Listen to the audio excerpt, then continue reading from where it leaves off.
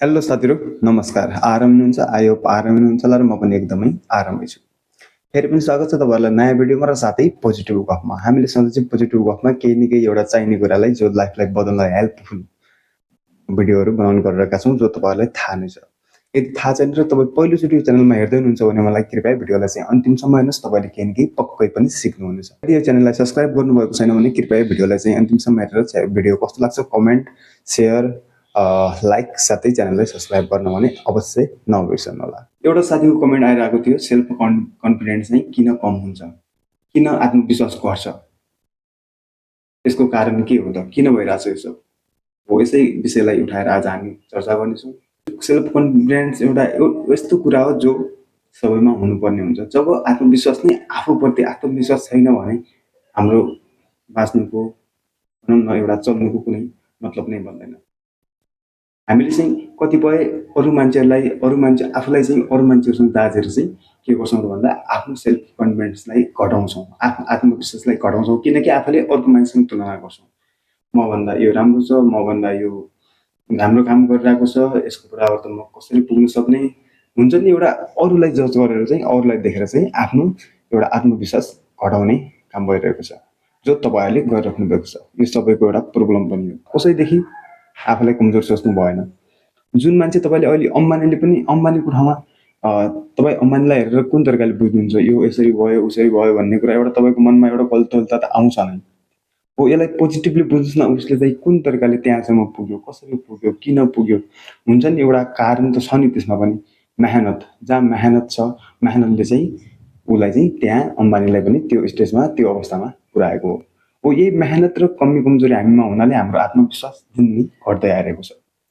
किनभने हामीले नेक्स्ट मान्छेलाई देखेर आफूलाई जज गरेर आफूलाई कहिले पनि सानो सम्झिने र उसलाई ठुलो सम्झिने एउटा यो सबैको प्रवृत्ति हो। जस्तो कि एउटा सानो उदाहरणको लागि भन्दैछु म, तपाईँहरूको एउटा घर नजिकै भनौँ न, एउटा घर नजिकैको एउटा दाइ जो पनि साथी हुन्छ, उसले चाहिँ तपाईँभन्दा केही राम्रो गरिरहेको छ भने तपाईँले उसलाई देखेर चाहिँ आफ्नो मनोबललाई चाहिँ गिराउनुहुन्छ, आफूलाई कमजोर गराउनुहुन्छ। यो चाहिँ के हो भने सबैको एउटा प्रब्लम हो।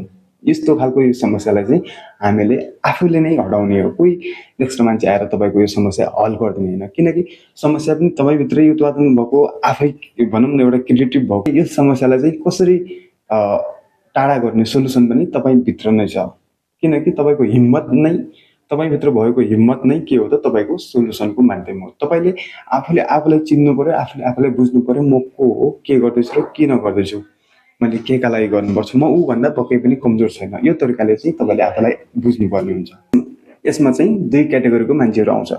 फर्स्ट क्याटेगोरीको मान्छे यस्तो हुन्छ कि कुनै पनि काम कोहीले गर्न लागेको छ, जस्तो कि त्यो कामलाई देखेर चाहिँ मैले चाहिँ यो काम गरिहाल्छु, यो काम पनि मैले पनि सक्छु भनेर उनीहरूमा के हुन्छ त भन्दा एउटा आत्मबल छ, हिम्मत छ उनीहरूमा, जो तपाईँहरूमा छैन। दोस्रो क्याटेगोरीको मान्छे के हुन्छ भन्दा ओहो यसले त यो गर्यो है, कति ठुलो भएको हो यो, होइन, आफूलाई धेरै जान्ने हुन्छ भन्ने टाइपको त्यो अर्को मान्छेले नेक्स्ट मान्छेले देखेर उसले त्यो खालको फिलिङ्स गर्छ, अनि त्यो चाहिँ त्यही पछाडि नै परिहाल्छ। जुन मान्छेले चाहिँ हिम्मतले मैले पनि गर्न सक्छु, ल कसैले भनौँ न काम गरिरहेको छ, तपाईँ उदाहरणको लागि कामहरू धेरै खालको हुन्छन् बुझ्नुहोस्, होइन, त्यो कामलाई देख्ने बित्तिकै उसले चाहिँ म गर्छु, यो काम मैले पनि सक्छु, सिकिहाल्छु केही टाइममा हो। यो खालको चाहिँ उसमा के हुन्छ त भन्दा एउटा आत्मबल, आत्मविश्वास, कन्फिडेन्ट हुन्छ उनीहरूमा चाहिँ, कन्फिडेन्स चाहिँ उनीहरूमा हुन्छ।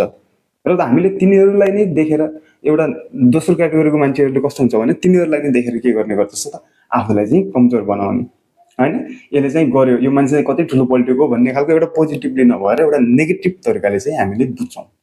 यो चाहिँ के हो, हाम्रो एउटा समस्या हो, एउटा हामीमा भएको एउटा गल्ती, मिस्टेक हो। यही कमी कमजोरी, यही गल्तीलाई चाहिँ हामीले बाहिर निकाल्नु पर्ने हुन्छ, आफूबाट टाढा राख्ने। केही समय चाहिँ हामीले हिम्मतले जिउन, होइन, एउटा हिम्मतको साथ जुन पनि काम गर्नुहुन्छ तपाईँले एउटा राइट वेमा, होइन, त्यो कामलाई गर्नुहोस् न। तपाईँलाई चाहिँ सक्सेस त छ त्यो फिल्डमा, जुनसुकै फिल्डमा तपाईँको मन छ, जहाँ मन हुन्छ नि त्यहाँ चाहिँ सक्सेस पक्कै पनि हुन्छ। यो चाहिँ तपाईँले बुझ्नुपर्ने कुरा हो। जहाँ मन छैन नि त्यहाँ चाहिँ सक्सेस कहिले पनि हुँदैन। बिना मनको काममा तपाईँले, जस्तो कि तपाईँलाई मन नलागेको काम गर्नु दियो भने तपाईँले चाहिँ त्यो कामलाई चाहिँ भनौँ न मनदेखि गर्नु भएन भने त्यो राम्रो पनि हुँदैन र छिटो पनि हुँदैन, एउटा भनौँ न विश्वासिलो भरपर्दो काम हुँदैन, किनकि तपाईँले त्यसमा मनै लगाएर काम गर्नुभएको हुँदैन। जुन ठाउँमा मन छ, तन छ, त्यो ठाउँमा चाहिँ तपाईँले आफ्नो ज्यान जोखिममा राखेर आफूलाई मारेर पनि त्यो काम गर्न सक्ने एउटा तपाईँमा के हुन्छ त विचार हुन्छ। त्यही भएर मन हुनुपर्छ। एउटा मन जुन काममा मन छैन त्यहाँ कुनै काम नै हुँदैन होइन। त्यही भएर हामीले चाहिँ आफ्नो के गर्नु पर्यो त भन्दा आत्मबल बलियो गराउनु पर्यो। अरू जो गरिरहेको छ त्यो मैले पनि गर्न सक्छु र मबाट पनि हुन्छ भन्ने खालको एउटा आफूमा पुरा हिसाबमा के हुनु पर्छ, कन्फिडेन्स चाहिँ हुनु पर्यो, आत्मविश्वास हुनु पर्यो। आफूमा आफै केही गर्न सक्दिनँ भन्ने एउटा हिम्मतै छैन भने चाहिँ हामी त्यसरी हो, हामी जुन अवस्थामा छौँ त्यही अवस्थामा हामी भोलि गएर पनि त्यही अवस्थामा हुन्छौँ। किनकि आफूलाई चाहिँ बदल्नु पर्ने यहाँ त छ नै। त्यो सबैको समस्या पनि हो। तपाईँले आफूलाई नसोच्नुहोस् कि तपाईँको फ्यामिलीमा तपाईँको कोही छिमेकमा तपाईँभन्दा राम्रो काम गरिरहेको छ भने तपाईँले चाहिँ कसरी गर्यो भन्ने कुरा बुझ्नुहोस् न। कसरी गर्यो त केका लागि गर्यो एउटा हुन्छ नि, त्यसलाई चाहिँ बुझेर आफूले पनि एउटा राइट वेमा हिँड्नु जरुरी छ कि तिनीहरूको खुट्टा तान्नतिर होइन कि आफूले चाहिँ उनीहरूबाट केही सिकेर आफूले पनि आफ्नो एउटा राइट वेमा हिँड्न जरुरी छ। तब मात्रै के हुने हो त भन्दा आफ्नो सेल्फ कन्फिडेन्स बढ्ने हो। आउला नि बिचमा बाधाहरू दुःखहरू ठक्करहरू त आउला नि, यो स्वाभाविक कुरा आउँछन् पनि, यो सङ्घर्षको बिचमा चाहिँ आउने कुराहरू हुन्। यिनी कुराहरूलाई पनि झेलेर केही समय त हो नि होइन, झेलेर चाहिँ अगाडि बढियो भने एक दिन तपाईँको सफलता चाहिँ तपाईँको हातमा आउँछ, तपाईँको नजिकै पनि छ। सेल्फ कन्फिडेन्स भन्ने कुरा के हो भने अरूले चाहिँ घटाइदिने कुरा हो होइन।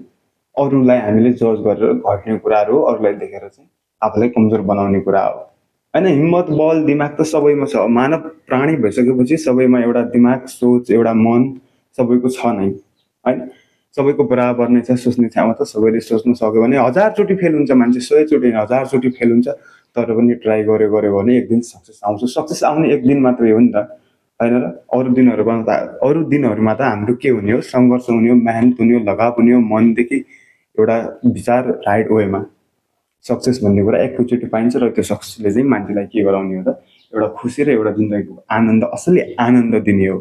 त्यही भएर हामीले अरूलाई देखेर आफ्नो सेल्फ कन्फिडेन्स घटाउनु भएन, आफ्नो आत्मविश्वास गिराउनु भएन।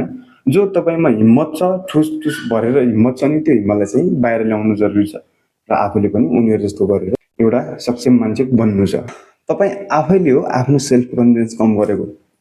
मेरो बाल ठिक छैन, मेरो दाँत ठिक छैन, भनौँ मेरो शरीर ठिक छैन, यो सानो सानो कुराहरूलाई चाहिँ आफूभित्र हालेर चाहिँ आफै एउटा आत्मविश्वास घटाउनु गरेको छ। जो अरूलाई देखेर अरूसँग जज गरेर अरूसँग दाँजेर आफूलाई म चाहिँ योभन्दा नराम्रो छु, म योभन्दा गर्न सक्दिनँ भनौँ न, यही कमजोरी तपाईँकै कमजोरी हो। त्यो सेल्फ कन्फिडेन्स कम हुनु भनेको तपाईँकै कमजोरी हो। तपाईँले सोच्नुहोस् न, जुन कुरा तपाईँसँग छ नि अहिले त्यही कुरा तपाईँको हो। जुन कुरा तपाईँसँग पाउनु भएको छ त्यही कुरा तपाईँले पाउनु भएको छ नि, त्यही कुरा तपाईँको एउटा प्यारो चिज पनि हो, एउटा सच्चा चिज पनि हो। त्यहीलाई नै तपाईँले सम्हालेर चाहिँ अगाडि बढ्नुपर्ने हुन्छ। जो कि तपाईँले चाहिँ अर्काको देखेर अरूलाई जज गरेर चाहिँ आफूलाई चाहिँ आफूमाथिको भरोसा उडाइसक्नु भएको छ, आफूमाथिको भरोसा तोडिसक्नु भएको छ। यही सबै मान्छेहरूसँग कमजोरी त हुन्छ नै। जति पनि सक्सेसफुल मान्छेहरू छन् उनीहरूमा पनि कमी कमजोरी छन्, तर उनीहरूले के गर्छन् त भन्दा आफ्नो कमी कमजोरीलाई चाहिँ अरूसँग चाहिँ तुलना गर्दैनन्। उनीहरूले आफूलाई के हुन्छन् त बुझेका हुन्छन्। आफूले आफैभित्र कुरालाई राखेर बुझेर चाहिँ त्यो कुरालाई चाहिँ गलत के हो सही के हो छुट्याएर चाहिँ अगाडि बढ्छन्। तर यो सेल्फ कन्फिडेन्स कम भएको मान्छे जोसँग आत्मविश्वास कम भएको मान्छेहरू हुन्छ नि, तिनीहरूले चाहिँ कुन तरिकाले बुझ्छ भने नेक्स्ट मान्छेलाई चाहिँ एउटा गलत तरिकाले भनौँ न रिसले बुझ्छ, उसलाई चाहिँ नेगेटिभ तरिकाले बुझ्छ। तर उनीहरूबाट चाहिँ आफूले केही कुराहरू पनि सिक्दैन र उनीहरूबाट सिक्नै चाहँदैन। यो नै सबभन्दा के हो, कमी कमजोरी हो। सेल्फ कन्फिडेन्स कमी कमजोरी एउटा यो मान्छेलाई बर्बाद पारिदिन्छ र पछाडि पारिदिन्छ। एक दिन यो आत्मविश्वास नै आफूमा भएन भने यसले चाहिँ मान्छेलाई त्यही स्टेजमा राखेर चाहिँ एक दिन उसको अन्त्यतिर लैजान्छ। त्यही भएर सेल्फ कन्फिडेन्स बढाउनुहोस्। तपाईँभित्र नै छ हिम्मत, तपाईँले नै हो बढाउने सेल्फ कन्फिडेन्स होइन। अर्को नेक्स्ट मान्छे आएर पक्कै पनि बढाउँदैन। त्यही भएर तपाईँले चाहिँ आफूलाई चिन्नुहोस्, अगाडि बढ्नुहोस्, एउटा राइट वेमा बढ्नुहोस्, हिम्मतले बढ्नुहोस्। तपाईँ सक्नुहुन्छ, तपाईँ बाहेक कसैले पनि सक्दैन हो। यो सोचेर चाहिँ मैले सक्छु भन्ने एउटा हिम्मतको साथ अगाडि बढ्नुभयो भने तपाईँको सेल्फ कन्फिडेन्स चाहिँ दिनौँ गोरो हुँदै जाने हो र जो आत्मविश्वास तपाईँको कम भइरहेको छ नि यो चाहिँ हराउँदै जान्छ। तपाईँ एउटा हिम्मतले अगाडि बढ्नुहुन्छ। त साथीहरू आजलाई चाहिँ यति नै, बाँकी कुरा चाहिँ हामी नेक्स्ट भिडियोमा गर्नेछौँ। तपाईँहरूलाई कस्तो लाग्यो भिडियो त्यस्तै खालको कमेन्ट लेख्नुहोस् र साथै भिडियो मन पऱ्यो भने लाइक सेयर गर्नुहोस् र मसँग जोडिनलाई चाहिँ च्यानललाई पक्कै पनि सब्सक्राइब पनि गर्नुहोला। धन्यवाद सबैजनालाई, बाई बाई।